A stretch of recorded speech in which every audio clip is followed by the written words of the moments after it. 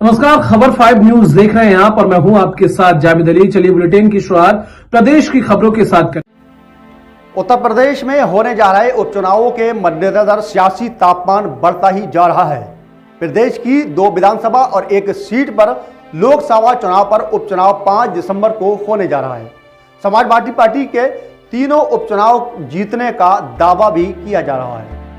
इसके जवाब में उत्तर प्रदेश के उप मुख्यमंत्री केशव प्रसाद मौर्य ने कहा कि जनता एक बार फिर समाजवादी को समाप्तवादी पार्टी बना देगी।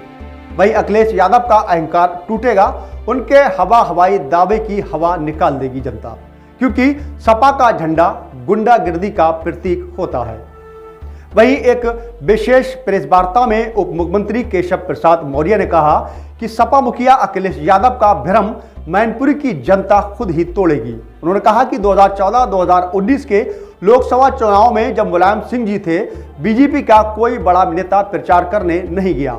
इसके अलावा बसपा के गठबंधन के बावजूद वो बड़े अंतर से नहीं जीते थे। मैनपुरी के गरीब लोग जनता है, वहीं सपा के हाथों में उनकी बर्बादी है, जबकि बीजेपी के हाथ खुशहाली मिलती है।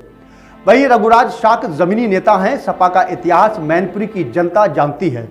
सपा का झंडा गुंडागिर्दी का प्रतीक होता है। जमीन, मकान और बूथों पर कब्जा इनका इतिहास रहा है। चुनाव में इनकी हार सुनिश्चित मानी जा रही है। बता दें कि मैनपुरी में शिवपाल यादव का काफी दबदबा है। उनसे निपटने के लिए बीजेपी की क्या रणनीति है, इसके बारे में केशव प्रसाद मौर्य ने कहा कि शिवपाल जब से राजनीति में आए हैं तब से बीजेपी के विरोध में हैं। उनके विरोध के बाद भी बीजेपी चुनाव जीतती रही है, सरकार भी बनती रही है। सपा का युग खत्म हो चुका है। मुलायम सिंह जैसी क्वालिटी अब उनके परिवार में किसी भी सदस्य के पास नहीं है।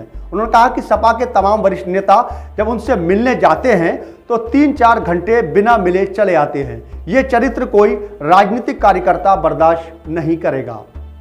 वही एक सवाल पूछने पर उन्होंने कहा कि अभी हाल ही में गोला उपचुनाव में मुस्लिमों के बूथों पर बीजेपी को बढ़त मिली है।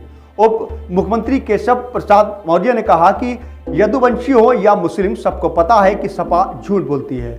उन्होंने ना तो मुस्लिमों का विकास किया है और ना ही यदुवंशियों का। उन्होंने सिर्फ अपने परिवार का ही विकास किया है। हिंदू मुस्लिम को आपस में लड़ाने के बाद ही वोट मिला है। वह यादव और मुस्लिम को अपना बंधुआ वोट समझते हैं। वह आज जाग चुका है। मुस्लिम और अन्य जाति भी जाग चुकी हैं जो सपा से किनारा कर रही हैं। एक दूसरे सवाल के जवाब में मौर्य ने कहा कि 1995 का गेस्ट हाउस कांड अभी तक कोई भूला नहीं है। एक दलित बेटी का अपमान कर सपा ने बहुत ही बड़ा घिनौना काम किया था। वही बीजेपी ने इसकी लड़ाई लड़ी। इसके बीजेपी के प्रति लोगों का भरोसा बढ़ा है। बीजेपी की विजय यात्रा चल रही है। रामपुर में आजम खां का नाम वोट लिस्ट से हटाने की भी मांग बीजेपी ने की थी। उसी तरह सपा गठबंधन ने खतौली में विक्रम सैनी का नाम हटाने की बात कही है। इसके जवाब में मौर्य ने कहा कि ये चुनाव आयोग का विषय है, इस पर टिप्पणी करना उचित नहीं है।